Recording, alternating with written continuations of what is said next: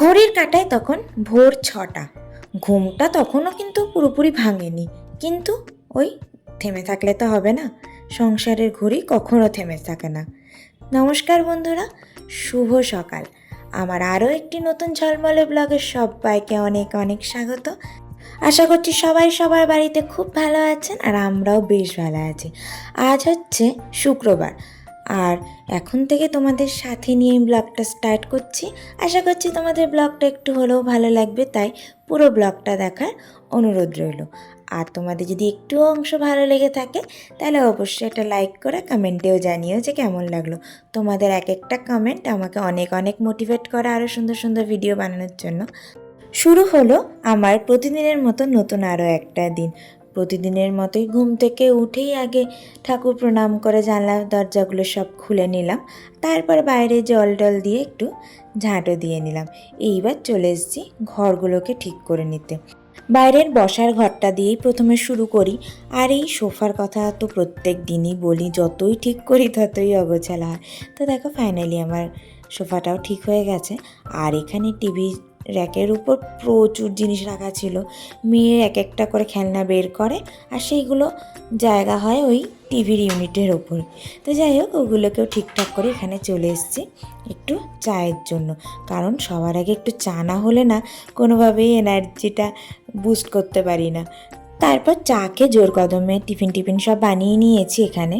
আজকে মেয়েকে দিয়েছিলাম একটুখানি ওই রুটি আর তরকারি, যেটাকে একটু অন্যভাবে করে দিয়েছি যাতে ওর খেতে ভালো লাগে, দেখে ইন্টারেস্টিং লাগে। তো ওকে মোমো বলে আর কি চালিয়েছিলাম যে তোর জন্য আজকে মোমো বানিয়ে দিয়েছি, কিন্তু জিনিসটা ছিল রুটি আর আলুর তরকারি। আর অঙ্কনের জন্য একটু রুটি, আর রাতের একটু চিলি পনির ছিল, সেটাই দিয়ে দিয়েছিলাম। তার বাচ্চাদের এক এক দিন এক এক রকম জিনিস দিলে না ওরাও ভালোবাসে খেতে। আর আমিও চেষ্টা করি এমন কিছু দিতে যেটা হেলদিও হবে, কিন্তু ওরও খেতে একটু ইন্টারেস্ট পায় খাওয়ার জন্য, যাতে পুরো টিফিনটা শেষ করে আনে। মানে অনেক রকম সার্চ করে আর কি দেখতে হয় কি এমন কি করে দেওয়া যায় যাতে ও পুরো টিফিনটা মানে শেষ করে আসতে পারে, আর একটু মজা করে খেতেও পারে। তো যাই হোক, এখানে দেখো টিফিন সব রেডি করে এখানে ব্যাগ গুছিয়েও দিলাম। আর তারপরে ওরা বেরিয়েও পড়েছে, তো সেইগুলো আজকে আর করা হয়নি। আর তারপরে এদিকে চলে এসছে আমি এবার ঘর দোর গুছাতে। ফার্স্টেই এই বেডরুমটাকে ঠিক করে নিলাম, আর বালিশ টালিশ ঠিকঠাক করে, যদিও এই ঘরটায় খুব একটা কিছু খারাপ হয়ে ওঠে না, তাও প্রত্যেক দিনের মতো একটু ঝেড়ে দিলে কি হয়, যাও একটু ধুলো নোংরা জমে সেটাও চলে যায়। আর এই ঘরের তো জিনিসপত্র গোছাতে গোছাতে আমার এমনি এত টাইম লেগে যায়। অন্যান্য দিন অঙ্কন টাইম পেলে না সেগুলো একটু গুছিয়ে দেয়, কিন্তু এখন মানে আজকে একদমই টাইম পাইনি, দুদিন ধরে ওর একদমই টাইম হচ্ছে না। তো যাই হোক, আমি গুছিয়ে রেডি করে নিলাম। আর ওদিকে না কাজ করতেও চলে এসেছিলো, তো ওকে বলেছি তুই ততক্ষণ বাসন টাসনগুলো মাছ, আমি এক এক করে ঘরগুলো ঠিক করি, তারপরে ঝাঁট মোছা করতে হবে। তো আমি ওইদিকে দেখো করে নিয়েছি, এই ঘরটাও মোটামুটি কমপ্লিট গোছানো। তারপরে কাজ টাজ করে চলে যাওয়ার পর আমি এদিকে রান্নাতেও চলে এসেছি। তা আজকে রান্নাতে একটু ঝিঙে বাটা করবো ভেবেছিলাম, যার জন্য ওই কাজ করছিল যখন ওরা, তখনই আমি ঝিঙেটাকে ছাড়িয়ে নিয়েছিলাম। আর সেগুলোর দেখানোর একদমই সময় হয়নি। তারপরে ও যাওয়ার সঙ্গে সঙ্গেই এখানে ঝিঙেটাকে বেটে নিয়ে চাপিয়ে দিয়েছি। আর জানো তো, আমার ঝিঙে বাটাটা করতে না বেশ ভালো লাগে, খেতে তো অবশ্যই ভালো লাগে, কিন্তু করতেও ভালো লাগে, কোনো খাটনি নেই। ওই ঝিঙেটা কাটতেই যেটুকুনি খাটনি, তাছাড়া আর কোনো খাটনি নেই। ওই বেটে চাপিয়ে দাও, নুন হলুদ দিয়ে ব্যাস ঢাকা দিয়ে হতে থাকবে। আর তার সাথে করবো একটুখানি মাছের ঝোল। আজকে একদম সিম্পল রান্না করবো ভেবেছিলাম, তাই ঝিঙে বাটা আর মাছের ঝোলের মধ্যে দিয়েই চলে যাবে। আর কালকের একটু ডাল আছে, ব্যাস। আর দেখো ঝিঙে বাটা আমার এখানে হয়েও গেছে। বললাম না এত সহজ লাগে না এই রান্নাটা আমার করতে।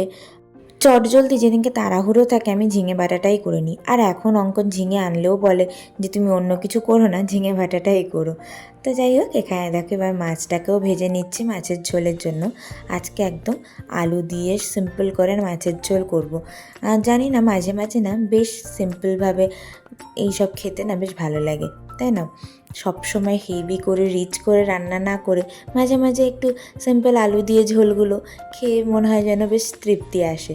যদিও আমার বর খুব একটা একদম সিম্পল রান্না পছন্দ করে না, তাও আমি মাঝে মাঝে করে ফেলি, কিন্তু কি করা যাবে, সব সময় তো আর ওই হেভি রিচ রান্না খাওয়া উচিতও না, আর করতেও ভালো লাগে না। তো যাই হোক, এখানে দেখো আমার মাছের ঝোল প্রায় রেডি। আমি মাছগুলোকে দিয়ে একটু ফুটিয়ে এখানে লাস্টে ধনেপাতা দিয়ে বন্ধ করে দেবো। আর তারপরে একটু হালকা হাতে গ্যাসটাকেও পরিষ্কার করে নেবো, কারণ মাছগুলো ভাজা হয়েছে তো তাতে চারিদিকে ওই তেলগুলো ছিটেছে। যদিও আমি একটু ঢেকে ঢেকে মাছ ভাজার চেষ্টা করি যাতে এদিক ওদিক না ছেটায়, তবুও না এদিক ওদিক ছিটেই যায়। আর পুরোপুরি তো ঢেকে করা হয় না, তাই আর কি একটু একটু হালকা হাতে না মুছে দিলে কেমন অপরিষ্কারই লাগে। আর এইভাবে রান্নার পরপরই একটু হালকা হাতে মুছে নিলে রান্নাঘর অপরিষ্কারও লাগে না, নোংরাও হয় না। আর রান্নাঘর ক্লিন করতেও না বেশি পরিশ্রমও লাগে না এর জন্য। তো এখানে আমি দেখতে পাচ্ছ রেডি হয়ে গেছি, আর এখন ঘুরতে পারছে 12টা মতো। তো বেরোবো একটু, আজকে যাচ্ছি মিষ্টুকে আনতে। অ্যাকচুয়ালি মিষ্টুকে অঙ্কনই নিয়ে আসে, এখন আমাকে তো আর যেতে হয় না, কিন্তু আজকে একটু টিচারের সঙ্গে কথা বলার আছে, সেই জন্য আর কি অঙ্কন বললো তাহলে আজকে তুমি যেও।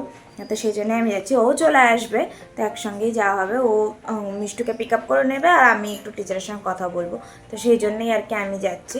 তো স্নান টান পুজো সব কিছু রান্নাবান্না সব হয়ে গেছে, তো এবার একটু পরেই বেরোবো, 12টা 10 নাগাদ বেরোবো আর কি। তো চলো ঝটপট করে যা আর টুকটাক কাজ আছে সেগুলোকে করে নিই আগে।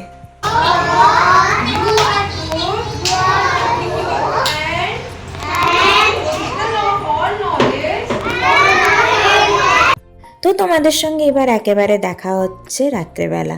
তো রাত্রে এখন চলে এসেছি রাতের ডিনারের প্রিপারেশনের জন্য। তা আজকে অঙ্কন বলল যে একটু ওই আলু পেঁয়াজ ভেন্ডি দিয়ে ভাজা করো আর তার সাথে রুটি করে নাও, তাহলেই হয়ে যাবে।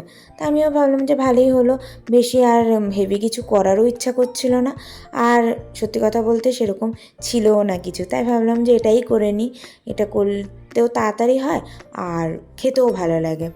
তো তাই আগে আলু ভেন্ডি সব কিছু কেটে একেবারে এখানে চাপিয়ে দিলাম। তো রান্না করতে করতে তোমাদের সঙ্গে কিছু কমেন্ট শেয়ার করব। কমেন্ট মানে কি, আমি এইটুকুনি বলবো, সেরকম তো খুব বেশি কমেন্ট আমি পাই না, তবে যেটুকুনি পাই যারাই করো তাদেরকে অনেক অনেক ধন্যবাদ। তোমরা যে নিজেদের সময় থেকে, ব্যস্ত সময় থেকে আমার জন্য টাইম বের করে আমার ভিডিও দেখে আমার কমেন্টগুলো করো, তার জন্য তোমাদেরকে অনেক অনেক ধন্যবাদ। তো যাই হোক, এখানে দেখো আমার রান্নাটা চাপিয়ে গেছে, আর এইদিকে আমি আটাটাও তার সঙ্গে সঙ্গে মেখে নিচ্ছি, কারণ রুটিটা করব এর সঙ্গে সঙ্গে, আর মেয়েকেও দেবো। আর ওর জন্য আজকে আর আলাদা কিছু করিনি, ওর জন্য একটুখানি রুটি করে ওই এগ রোল মতো করে দিয়েছিলাম, আর ওটা ওর খেতে বেশ ভালোই লাগে, তাই রাত্রেবেলাটা অনেক দিন ওটাই করে দিই। তো যাই হোক, এখানে আমাদের দেখো রান্না খাওয়া দাওয়া সব কিছু হয়ে গেছে। তো এখন চলে এসেছি একেবারে রাতে যা যা কাজ থাকে সেগুলোকে মিটিয়ে নিতে, মানে রান্নাঘরটাকে একটু গুছিয়ে রাখলে কি হয়, সকালবেলার কাজগুলো অনেকটাই কমে যায়। তো এই ছিল আমার সারাটা দিন। দিনটা যদিও ছিল একদম সাধারণ, কিন্তু এই সাধারণতার মধ্যেই তো লুকিয়ে থাকে আমাদের গল্পগুলো।